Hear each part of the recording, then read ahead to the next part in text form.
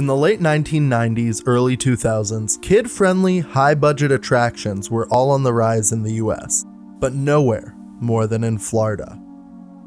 Disney Quest, Chuck E. Cheese, Dave & Buster's, GameWorks, all of these entertainment centers were hugely popular for their large scale and for their variety.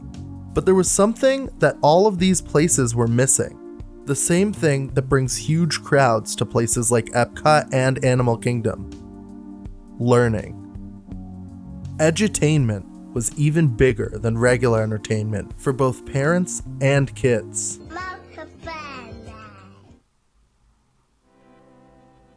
Meet Luis Javier Larrazgotti. See, back in 1996, Luis came up with this whole concept for an educational city for kids and pitched it to his entrepreneur friend Javier Lopez Ancona. Javier agreed to partner with Luis to help them get funding. Only 2 years later, and La Ciudad de los Niños had 400,000 more guests than they had anticipated yearly. This park was a huge success, and it was all thanks to the creativity of Luis Javier Larrazgotti. But the success of the park in Mexico City wasn't enough for Larrazgotti. No! His next step for the City of Children was America. Unfortunately, his business partner wasn't quite ready to take that same risk yet. You're a get the out of here. So Luis sold off his shares in La Ciudad de los Niños and relinquished his title of founder, as long as he had the freedom to continue to develop his Kid City theme park idea. This is the Sawgrass Mills Mall. It's the 11th largest mall in America. It's right across the street from the Bank Atlantic Center. I mean the BB&T Center. I mean the FLA Live Arena. Point is, this mall had tons of foot traffic. So in 2002, Luis decides he's bringing his new theme park concept to a large section of the already busy mall. But this new idea wouldn't just be a city of children. It would be a city where kids could do anything they wanted to do.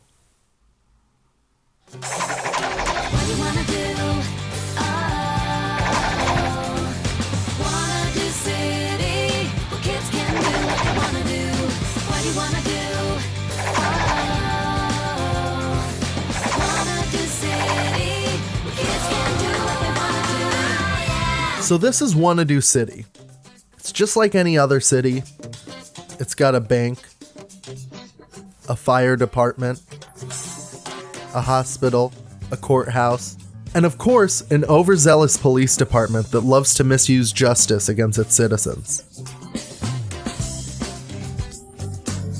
And there was also a Publix. The way Wannado City worked was simple. You go around town and try different jobs, and at the end of the job, you get paid.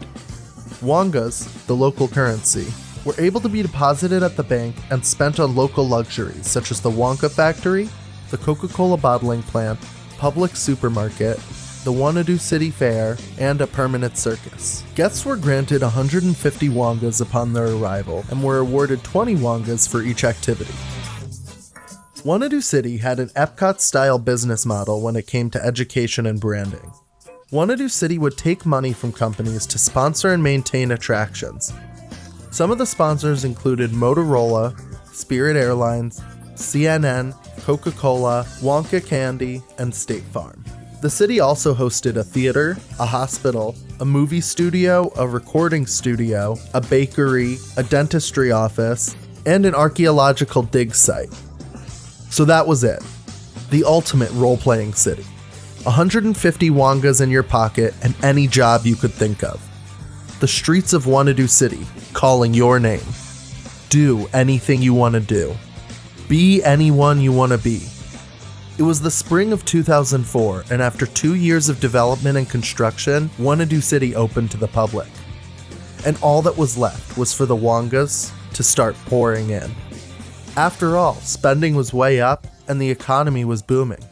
What could possibly go wrong? When they first opened, Wannado City was unmistakable from any other thriving, up-and-coming city. Well, except for the fact that all the citizens were children. The first few years of Wannado City were a smash hit. Their TV ad campaign brought families from all over Florida to the infrequently visited town of Sunrise, as well as having a dedicated group of local fans. However, during the school week, Wannado City was a ghost town. Wannado City did a good job of adding new attractions to keep people returning, but that didn't matter for long, because in 2008, the financial crisis hit Wannado City harder than any city in America.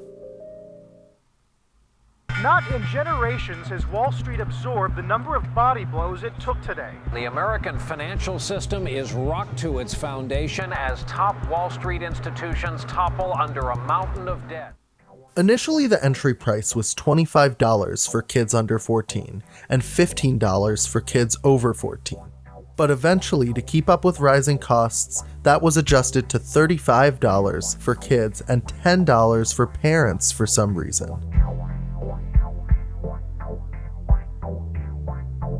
The food prices in Wannado City were also gouged to the point that the entire Wannado City food court would typically be empty no matter how full the park was.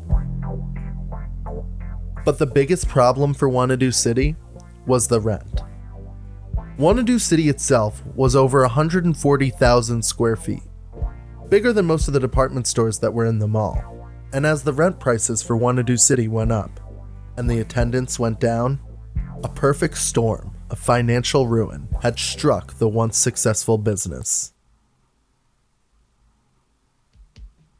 Not even 2 years after the financial crisis, Wannado City would close its doors for good.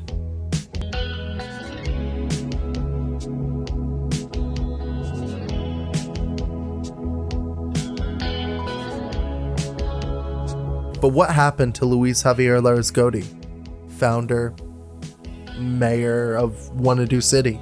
Well, don't worry. He's still the CEO of a company, so I guess that's good for him or something. But what's really interesting here is what happened to his co-founder of La Ciudad de los Niños, Javier Lopez Ancona. So a few years after Luis would depart from La Ciudad de los Niños, Javier was finally ready to expand the business. So he rebranded the city to have a more global name. Kidzania would go on to open locations all over the world, including one in Dallas, Texas.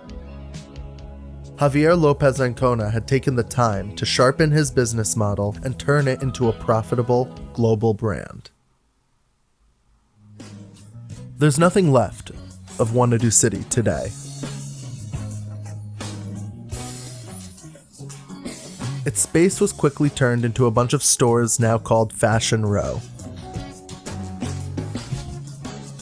All that we're left with is memories and things that we wish we could have done but didn't get to do. But isn't that what life's all about? Sometimes you don't get to do everything you want to do.